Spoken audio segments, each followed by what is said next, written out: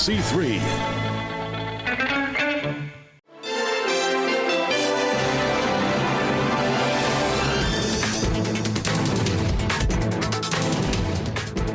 Good afternoon and welcome to the Midday News here on CNC3 and the TBC Radio Network. I am Kijan Haynes.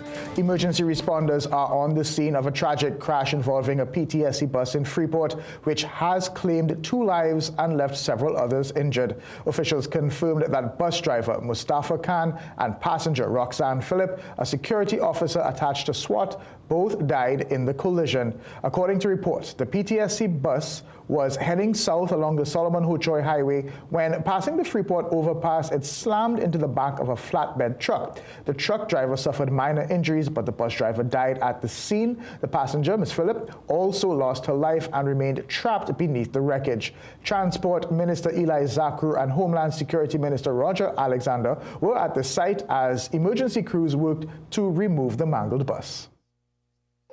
Preliminary reports indicate that the truck pulled out from the shoulder and the PTSC bus, trying to avoid hitting, would have collided. Preliminary reports also indicate that 23 passengers was evacuated by the Trinidad and Tobago Police Service and they've been taken to the hospital, including the driver of the truck. Meanwhile, Alexander credited the police officers who stopped and rendered assistance immediately after the accident. He also urged drivers to be more careful on the road. We are asking drivers to think, be mindful that they are not the only users of the road, but look out for the other users of the road.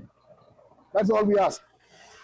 Because we cannot place police officers at every location in order for laws to be implemented. The citizens must learn how to abide and obey the law. Now, Alexander and Zakru were on their way to south when they saw the accident and stopped. Commissioner of Police Alistair Guevara has assured the public that 55,000 plus firearm files are safe and unaffected after the rupture in the sprinkler system at the Police Services Administration building yesterday destroyed several critical documents. The incident occurred around 12:45 p.m. on the 6th floor of the Port of Spain facility following power outages and fire alarm activations. The sprinkler system caused extensive flooding when its water line failed, rendering many physical files irrecoverable. However, today, the top cop responded to claims that all FUL files were destroyed. The 55,000 plus firearm files are safe. Let me say it again. The 55,000 plus firearm files are safe and are unaffected.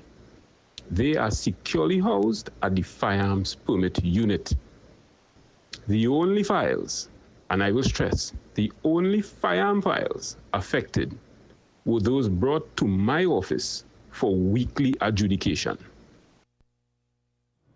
Now, the top cop says they are currently reviewing the damaged documents to determine what can be salvaged and will be reaching out to the affected applicants and asking them to contact the firearms permit unit so that they can reconcile their files.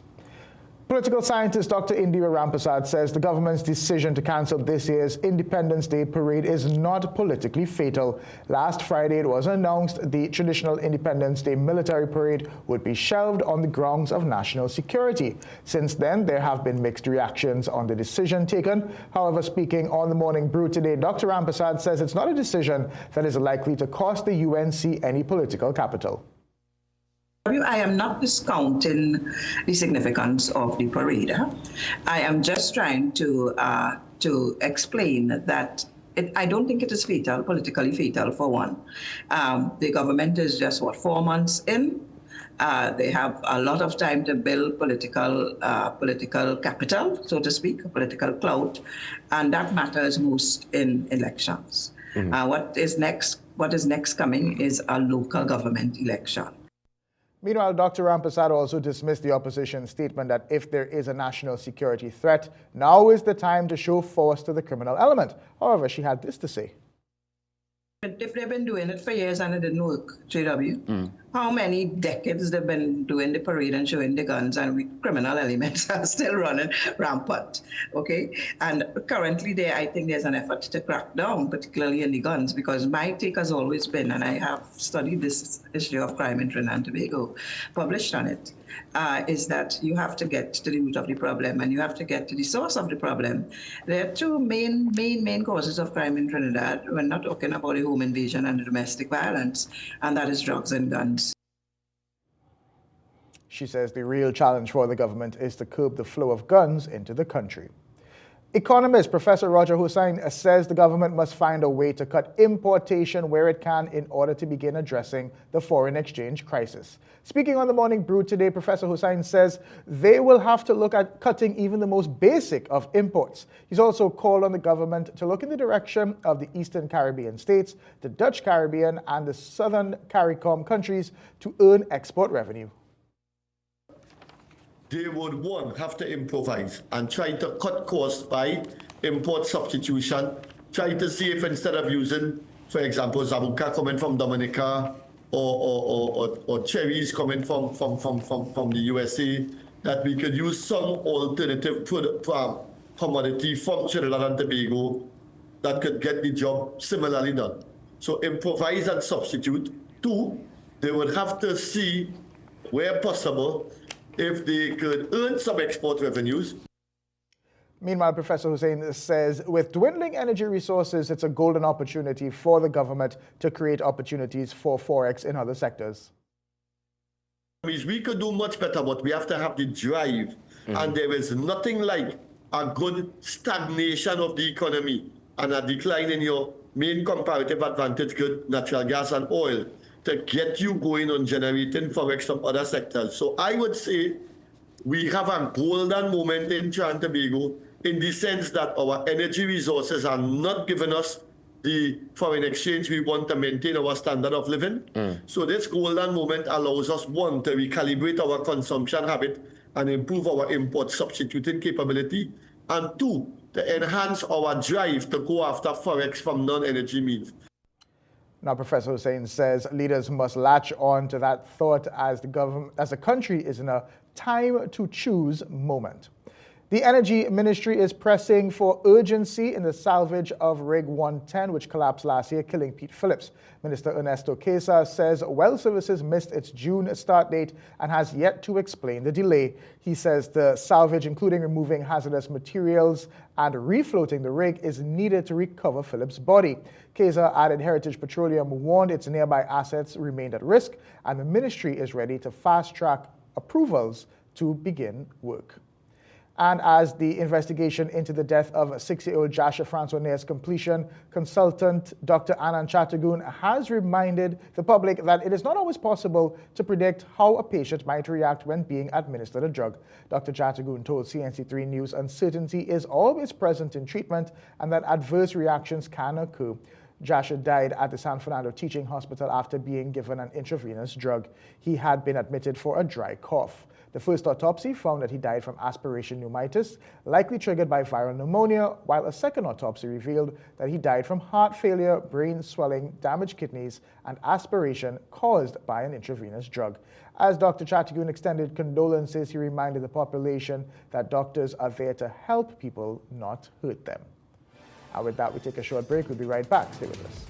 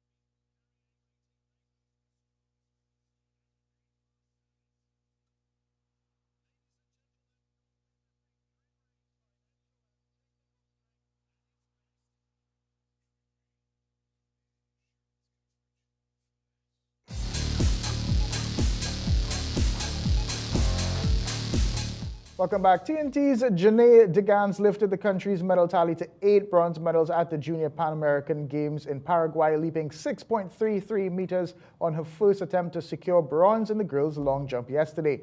Colombia's Natalie Linares took gold with 6.92 meters, while Cuba's Rosambe Quesada claimed silver at 6.35. Meanwhile, on the track, TNT sprinter Shakina Bascom clocked 11.17 seconds in her semi-final to secure a spot in the girls' 100-meter final. 15 West Indies women cricketers are currently in Chennai, India as part of a 2-week specialized training camp conducted by IPL franchise the Chennai Super Kings. Geneva Joseph, Steffi Sugram and Samara Ramnath are among the senior and under-19 cricketers in India who are accompanied by coach former West Indies captain Marissa Aguilera. The 2-week specialized training camp at Super Kings Academy is focused on spin bowling techniques and overseas condition and started on August 13th and will end on the 30th. We have more news after this. Stay with us. Everything I can for them to live healthy, enjoyable lives. Nature's Ways Alive Kids Gummies are multivitamin gummies meant to support the development of children's bodies. They come in delicious fruit flavors and contain natural plant-based pectin. This means that if I'm looking for an alternative to animal-based gelatin for personal reasons, they are the best choice for my little ones. Choose Alive Kids Gummies by Nature's Way for your children because they deserve it. Great deals with PRW Back to School. Save big with laptops starting from $3,100. Sky 7-inch tablet only $465. Need a printer? We've got it starting from $625. Get a 40-inch RCA TV only $1,850. 19.5-inch LG monitor $699. Secure your home with our security combo starting from $3,000. Call PRW today 285-9779. Check us in store for keyboards, webcams, stationery, and lots more. You can tell from the crowd who's up next. It's Trinray's star player, whose world-class stats put him in a league of his own.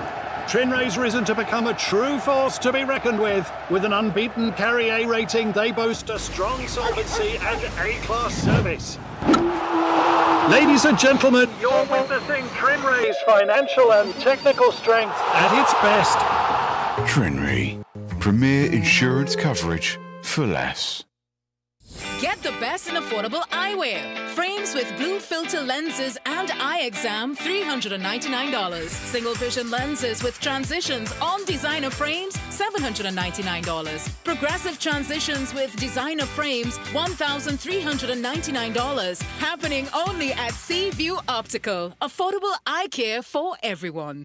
Just got your CXC or CAPE results? Then start your degree today at CTS College and choose from many of our pathways in business management, business administration, human resource management, marketing, finance, management information systems, computer engineering, computing and information systems. Full and partial scholarships are available. CTS College, where education is beyond academics. You can tell from the crowd who's up next. It's Trinray's star player, whose world-class stats put him in a league of his own. Trinray's risen to become a true force to be reckoned with. With an unbeaten Carry A rating, they boast a strong solvency and A-class service. Ladies and gentlemen, you're witnessing Trinray's financial and technical strength at its best. Trinray, premier insurance coverage for less.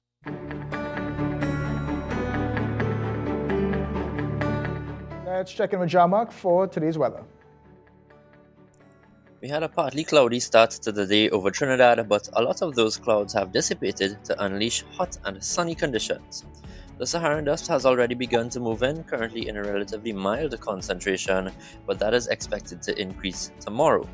For the remainder of the day, we can expect a few showers to develop this afternoon, with the odd heavy shower or thunderstorm favoring western coastal areas of Trinidad. Those conditions will settle by this evening to give us a mostly fair but hazy night. Well, thank you for joining us for a look at the day's developments. So far, we'll have these stories and so much more in our major newscast at 7 p.m. today. Have a great day. Bye-bye.